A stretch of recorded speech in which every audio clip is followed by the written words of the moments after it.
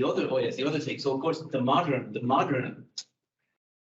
It's not as if there was no human rights. I mean, it's in the certainly when you get to the post-Enlightenment, you get the emergence of the notion that people have rights. It's a slow kind of thing, and it's very limited. You have to think of the Great Democratic Revolution. The first one was what, 1776, United States democracy. But remember who's voting and what they understood by democracy. Only men. Only men above a certain age. It was only men above a certain age who own a certain amount of property. That's what they understand by democracy. No one else is voting. They don't count. Even if they vote, they're not seen as beings that could exercise subjectivity or decision making. So the slow march of human progress over the last few centuries has been to include more and more people within our understanding of what it is to be human. Find human rights. You have to be human first, have a right attached to you. When the Spanish and Portuguese went to the New World, this is always my great thought experiments. What would happen if we discovered aliens? If we discovered a new planet full of life, what would we do? Well, the track record is not great. We discovered aliens in the 1400s, late 1400s, and literally discovered a new world. What we did was we just pillaged them and decimated them. About 90% of the indigenous population was destroyed within about 1 century of the European arrival. To such a degree that in order to replace the physical muscle power, you had to import other human beings from Africa, thereby beginning the slave trade. So you had African people taken, put into South America to replace all the dead indigenous, and then Europeans extracting the wealth back to Europe, making us wealthy and therefore developed, and therefore in a material comfort, so that we then could develop human rights centuries later and tell everyone else how they should be liberal. And that's our story as well. So again, the really need often terrible shocks to start putting value on something. So there's no doubt I'm skipping a whole bunch of history. It's a history talk that would not be the thing to do. It's really World War II you get to the modern development of human rights in our sense of the word. It's not that they didn't obviously have concepts prior to World War II, of course they did, but the real advent of human rights is after World War II. And it is in response to that very thing I mentioned, the Jew and the Gypsy. These are the two outsider art groups of European history. European history is full of antipathy to both Jews, because they're the only non-Christians within the population. So they're different. And the Gypsy, because they're nomadic within a feudal world, that's very threatening to feudal structure, that people are nomadic.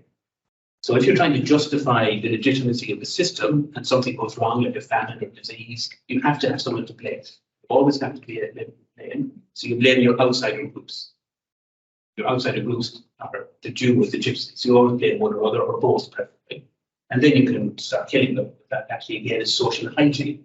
So there's a long history of this. So again, the 20th century is no exception. It just became very clinical and very modern in the way it was done.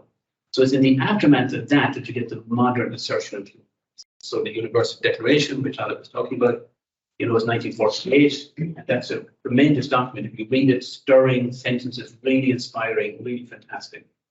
And then off that, you have two covenants, one to do with civil and political rights. As Westerners, we often think human rights means freedom of speech, freedom of thought, but the civil rights, social and civil rights have to do with other types of rights. Like, is there a right to work? Is there a right to have a house? Is there a right to healthcare? Is there a right to have food? Is there a right to have drink, water, clean water? Is there a right to living space? All of those kind of rights, which we sometimes don't think of as human rights, but those social rights are also part. The Universal Declaration and the two covenants are incredible achievements of human culture, but they come in the aftermath of World War II. But they're only things written down, and they don't mean anything if you don't observe them. And ultimately, you don't have to observe them literally. So even in our lifetime, or some of our lifetimes, we've seen severe breaches of this. I mean, when Yugoslavia fell apart, we had that awful term ethnic cleansing. And again, this is targeted at the non-human categories. Serbian Christian Orthodox designating Muslims as non-human, eradicating them, reaching its high point in Srebrenica, as people can remember, 8,000 Muslim males all killed day. If there was 20,000 there, they would have killed 20,000. If they could find other Srebrenicas, they would have done that as well. That's Europeans, white Europeans in the late 20th century, decades after too. Rwanda, we're familiar with the huge genocide there again. A million people, maybe. It's like Micheál McGrail's 10,000 students. When you have a neat figure, you have to be a bit nervous, but Irish 1 million in the family. Presumably, it was a huge number of people. Russian behavior in Chechnya, the second Chechen war with the conflict of Grozny. In order to have no Russian casualties, he just killed everybody in the city. The Chinese treatment of Tibet, they've essentially attempted to eradicate Tibet, autonomous place with its own culture since 1951, whenever they invaded Tibet in 1959 with them. And they're doing the same with Muslim minority groups in China. And I can't remember whether you were with me, Michael, or someone else, but I'm not sure it was you, but in Devon, when we were there one time many years ago, they had this kind of big international jamboree, and people were coming up talking about the international projects that are involved there. And James said, not every single bloody project has some link with China. Oh, we're doing this. China was so advanced. So I said, well, our project, I can tell you one thing about our project, it will never have a link with China.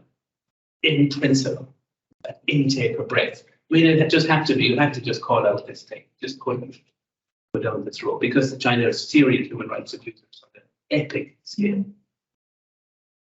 So again, this is the fragility of human rights, always to be argued for.